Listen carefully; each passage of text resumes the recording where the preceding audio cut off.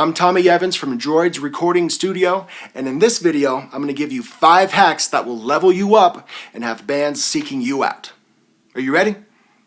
Intro.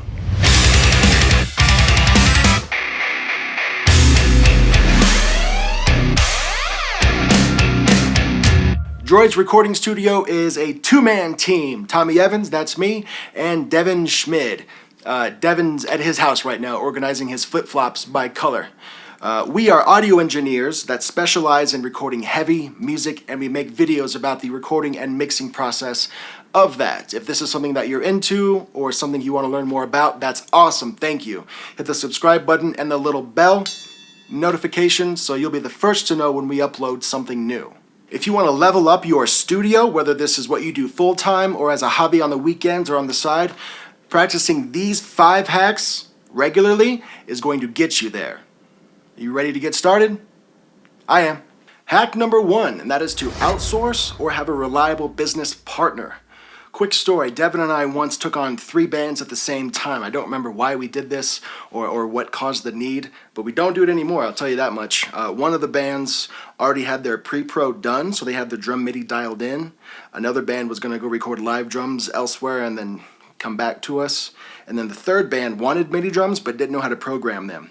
This is where I come in handy. I like doing that stuff. But when you're doing 3 bands at once and all of their deadlines are pretty much on top of each other, time is an issue. Busy. So we had our hands very full. Luckily, I knew of a drummer named Kyle. He's in Fighting the Phoenix. I'll link to them in the low end. He's been drumming for years, programming his own drum MIDI as well for years, so I knew he knew what he was doing. I called him up. I explained the situation. I said, can you help me with this third band that wants drum MIDI programmed for them? He said yes. Kyle, thank you again for that, buddy. So how that process works is the band will record themselves, at least the drummer, going through the song or songs that they want to record with us. Pretty much you'll set up your kit at your practice space or your garage, point an iPhone at it, and just let it rip. Now what that does is it gives us something to listen to so that we know how the drum parts sound. We can figure out the tempo as well, and it visually gives us clues as to what his feet and hands are doing in case we can't make out the audio for whatever reason. That just makes it easier for us. I got that video file from the band. I forwarded it on to Kyle. He got me the drum MIDI later that night or the next day, I think. Super cool. Took that in. The band was ready to record the next day, ready to rock.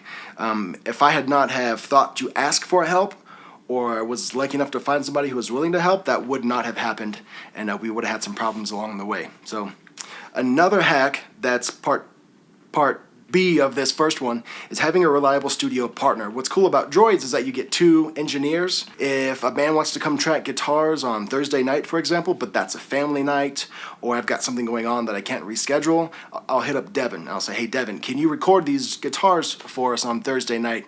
Answer is usually yes, and vice versa, of course. I know life happens and schedules get in the way of other schedules, but having basically 2 of you, awesome. Makes life so much easier when you can rely on others, trusted friends, and business partners as well. Hack number 2, that is to study all forms of popular music. This includes hip-hop, pop, country, rock. If you know what today's current artists and the producers behind them are doing with their songs, and maybe even more importantly, why they're doing what they're doing, you will immediately become a better producer. Here's a couple of examples. If you have a vocalist that comes in and he says, hey, I was just listening to one of my favorite songs on a new pair of headphones, and I heard some background vocals that I'd never heard before. It sounded like they were really far away and almost like they were coming through a telephone kind of. Can you do that? If you know how to do that, and then you do it for him right then and there, value. You're going to blow his mind because you've heard it before, because it happens in almost every genre. And you can apply it to the genre that you're recording. Another example is somebody, you have a songwriter that comes in and he says, hey, you know what? I was listening to this pop song on the radio and the verse was just trugging along and everything was sounded good. And then when it hit, the chorus hit, wow, I could just feel and hear everything open up, and the chorus just felt so impactful and big and almost emotional. If you know how to do that, you can do it for them right then and there again, and your value goes up. Pro tip, getting a chorus to feel big, the secret to that is having the verse that comes before it feel really small. That way the song has room to grow. So there, if you do those things, and if you're studying what producers are doing nowadays and borrowing from them or modifying them to fit your own little niche that you found yourself in, more power. keep going. Hack number 3, and this is to understand musicians speak. Here's what I mean by that. If you've got a drummer sitting next to you and you guys are programming drum MIDI together, and he says this next fill should go like this, and you don't know what that means, and then you end up programming something like on accident, it's going to be a problem. If a guitarist is recording his part and you're helping him write the song and he wants the next part to go like bow chicka chicka cha bow bow chicka chicka chick, and you don't know what that means, issues, man. You need to be able to speak this language so that they can understand you and relate to you. And if you can relate to a band or an artist, they're going to come back. And if they come back, well, I mean, why do you need me to tell you that that's a good thing? Hack number 4, and that is knowing what the band's needs and goals are. The quickest way to know what a band's needs and goals are is to have a discovery meeting before you even start working together. If you haven't watched our video on how to have a discovery meeting yet, I'll link to it up here so that you can watch it later. Basically, during the discovery meeting, what you're going to learn are the goals. That you want to know what they're going to do with the songs when you're done with them. Are they going to release them online? Are they going to press them onto a CD or vinyl? Do they want to try and tour? Do they want to get signed? Or are they just going to keep the songs to themselves in their own little safe and just keep it very personal to them? Everything's cool. You just got to know what you want. You have to know what they want to do when you're done. Here's an example. This has happened before. Say we get all of the instruments laid down, everything's going good in the right direction, then we get our vocalist in the studio and we start laying down vocals. We start adding layers, we start adding harmonies, gang vocals, extra layers, big crowd chants. If somebody were to say, hey, I don't know if this is the right direction for us having so many vocal layers, you have the opportunity to go back to your discovery meeting notes and say, you know what, when we first talked and when we first met each other, you guys told me that you wanted a super polished studio magic, as good as it can possibly sound, kind of a vibe.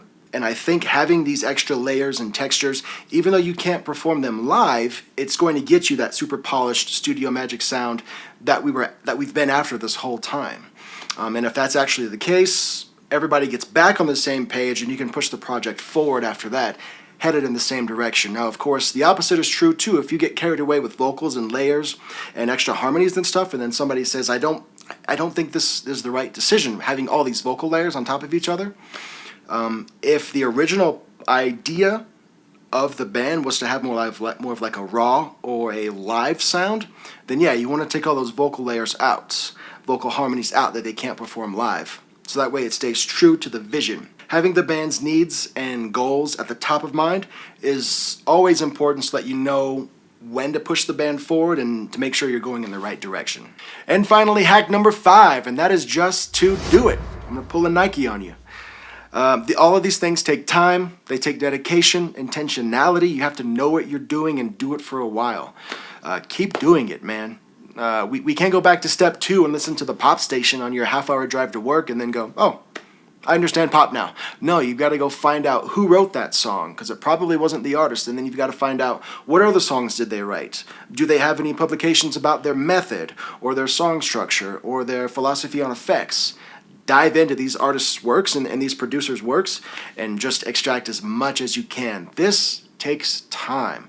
Also, just getting into the act of recording other bands is exciting, and it's nervous, and it's scary, and it's super fulfilling, and it's rewarding. If you're waiting to upgrade your gear before you invite a band over, or if you're waiting until your skills get to a certain level before you start tracking other bands, if you're waiting until you're ready, you'll always be waiting, because you'll never be ready. There's a saying that goes, lifelong leaders are lifelong learners. Now, if you don't want to be seen as a lifelong leader, that's okay, you don't have to be. But if you at least want to be perceived as somebody who's knowledgeable, trustworthy, somebody who knows what they're doing, you have to know these things, and you have to be learning all of the time. Case in point, watching videos like this. Thank you for this, by the way. So there. Just doing it, and don't stop doing it. Even if something bad happens, or if something weird happens, or you have a negative experience, it doesn't matter. Push through, because the next one's probably going to be better, because you will have learned something from that last bad experience that you can then apply positively to the next experience. Just do that over and over. If you've used any of these hacks in the past already, let us know which one brought you the most success, do you feel? And if you haven't heard of any of these yet, tell us which one you are most excited to implement. Let us know which one you're really going to dig into, and we'll go from there. How fun would that be, huh? If you want your music mixed by us at Droids Recording Studio, contact any of the contact links down in the description box to get a hold of us. Thank you for that, and until next time, always use your blinker and change your strings.